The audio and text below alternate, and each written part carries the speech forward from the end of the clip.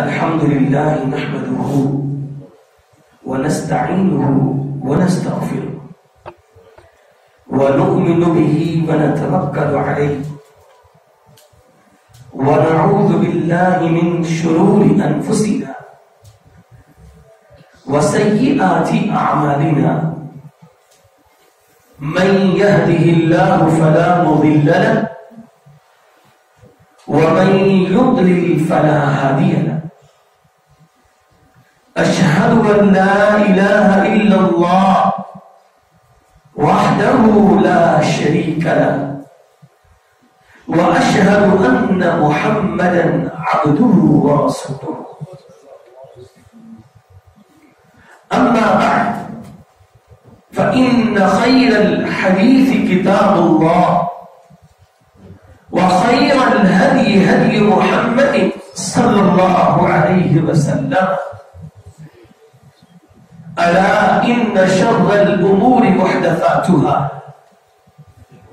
وكل محدثة بدعة وكل بدعة ضلالة وكل ضلالة في النار.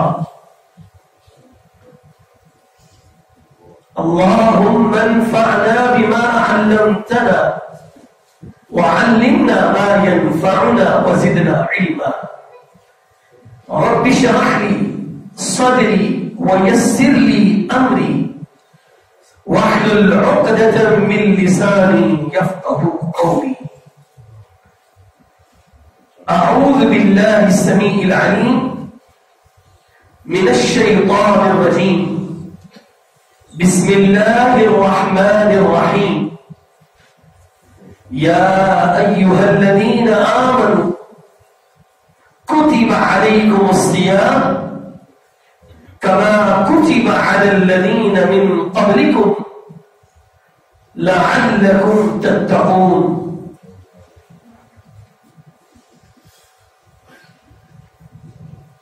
صدق اللہ العظیم. تمام قسم کی تعریفات، تکبیرات، تحمیدات، تسبیحات اللہ مالک الملک کے لیے ہیں. درود و سلام امام الانبیاء سید الاولین والآخرین شفیع المذنبین رحمت للعالمین جناب محمد کریم صلی اللہ علیہ وسلم کی ذات گرامی قدر پر. محترم حضرات، اللہ مالک الملک کا شکر ادا کیجئے کہ اس اللہ نے رمضان المبارک کی سعادتوں سے اپنے دامن کو بھرنے کے لیے دوبارہ سانسیں دے رکھی ہیں، سانسیں باہر کر رکھی ہیں. ورنہ بہت سے افراد جن کو پچھلے رمضان میں ہماری آنکھیں دیکھتی تھیں، لیکن اس رمضان میں شاید ہم انہیں دیکھ نہیں پاتے. میرے بھائیوں، اللہ رب العالمین کا شکر ادا کیجئے کہ آپ صحت مند اور تندرست بھی ہیں، پوری طرح آزاد بھی ہیں، خود مختار بھی ہیں، اور اللہ نے آپ کو اس غنیمت والے موقع کو دوبارہ پانے کے لیے الحمدللہ زندہ رکھا ہوا ہے. اور میں یہ کہنا چاہتا ہوں کہ اس وقت اللہ کے وہ مقرب اور رحمت والے فرشتے وہ اس وقت موجود ہیں، ہمارے درمیان لکھ رہے ہیں ہمارے نام اعمال کو. میں یہ کہنا چاہتا ہوں اللہ تو بھی گواہ ہو جا، فرشتوں تم بھی گواہ ہو جاؤ، کہ اللہ والی مسجد کے لوگ اللہ تیرا شکر گزار ہے تیرے، اور رمضان المبارک کی آمد پر بے حد مشکور و ممنون ہے۔ محترم بھائیوں، جو مہینہ اللہ نے ہمیں اب عطا کرنا ہے، جو قریب قریب ہے، یہ وہ مہینہ ہے جسے ماہ صیام نزول قرآن کا مہینہ کہتے ہیں۔ اللہ تعالی کی خاص رحمتوں اور برکتوں والا مہینہ، وہ مہینہ جو صبر و استقامت، عزم و استقرار کا مہینہ ہے۔ یہ وہ مہینہ ہے کہ جو فراخی رزق کا مہینہ ہے۔ یہ وہ مہینہ ہے کہ جس میں اللہ رب العالمین کے مقرب فرشتے آسمان سے زمین پر تشریف لاتے ہیں۔ یہ وہ مہینہ ہے جس میں اللہ رب العالمین یہ کہتے ہیں کہ لوگوں، میں نے آج اگر اپنے اعمال درست کر لو گے تو تمہارے اوپر جہنم کی آگ کو حرام کر دیا ہے۔ جنت میں داخلے اور جہنم سے آزادی کا مہینہ ہے۔ یہ وہ مہینہ ہے کہ جو نفل و نوافل، ذکر و اذکار، تسبیح و تحمید، تکبیر و تحلیل، میں یہ کہتا ہوں کہ تمام عبادات کا عالمی موسم بہار والا مہینہ ہے۔ میرے بھائیوں، اللہ کا شکر ادا کیجیے کہ اللہ تو نے ہمیں اس مہینے سے استفادہ کرنے کی توفیق بخشی ہے اور ہمیں زندہ رکھا ہے۔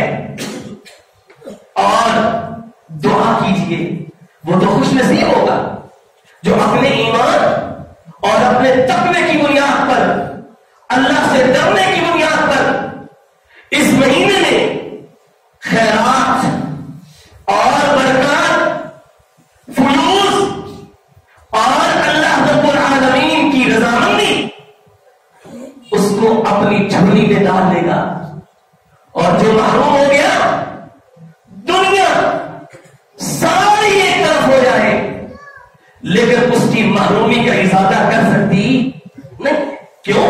خود نبی کریم صلی اللہ علیہ وسلم نے ارشاد فرمایا تھا، آپ نے فرمایا تھا اللہ اس بندے کو بھی تباہ و برباد کر دے۔ جب جبرائیل نے کہا تھا کہ اس بندے کو بھی تباہ و برباد کر دے جس کی زندگی میں رمضان کا مہینہ آیا لیکن وہ اس مہینے سے کچھ حاصل نہ کر سکا، اور آمین کہنے والا کون ہے؟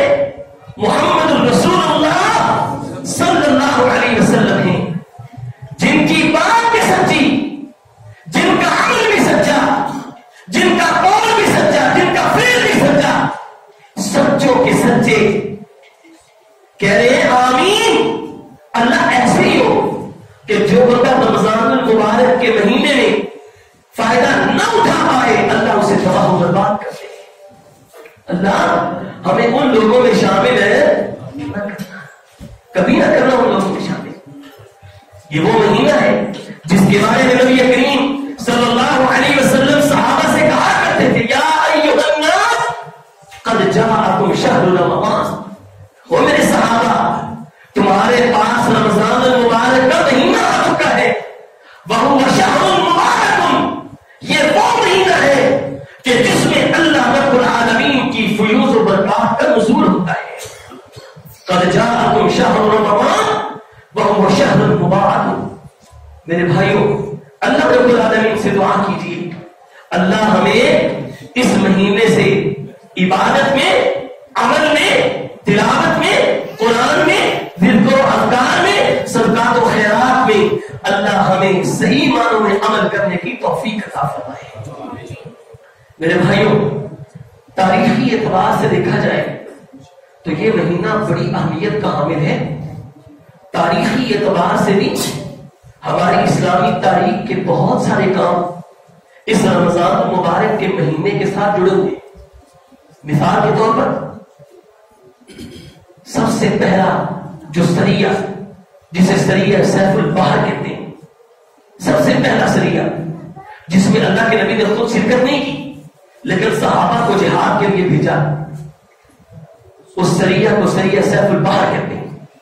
اور اس کے اندر اللہ کے نبی نے امیر لشکر حضرت سیدنا امیر حمزہ کو بنایا اور علمبردار حضرت ابو مرثد غربی کو بنایا.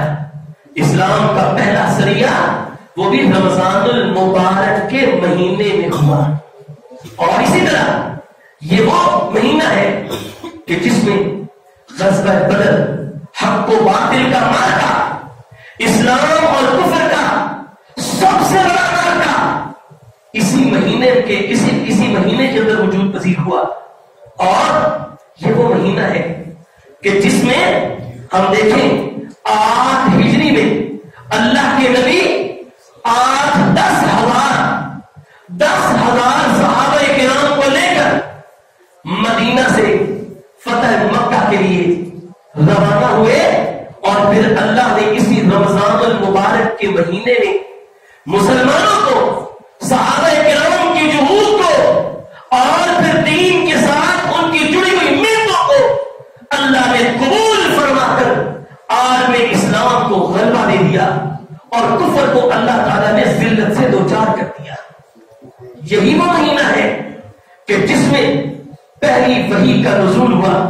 میرے پیغمبر غار حرا میں بیٹھے ہوئے اللہ نے آسمان سے فرشتوں کو بھیجا اور سب سے پہلی وحی اقرأ باسم ربک الذی خلق، اس وحی کا نزول بھی رمضان المبارک کے مہینے میں ہوا.